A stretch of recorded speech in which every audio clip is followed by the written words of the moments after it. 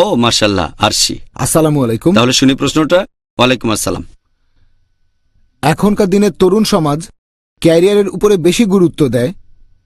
তারা তাড়াতাড়ি বিয়ে করতে চায় না, বিয়ে করে ৩৫ অথবা ৪০ বছরে এসে।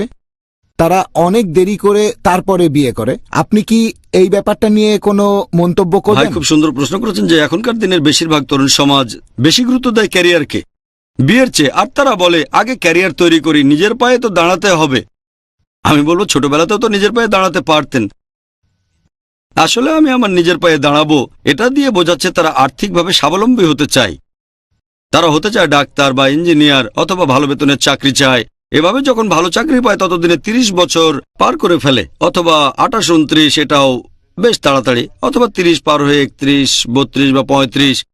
এখন বিয়ের আগে এই ক্যারিয়ার তৈরি করা এটা কতটা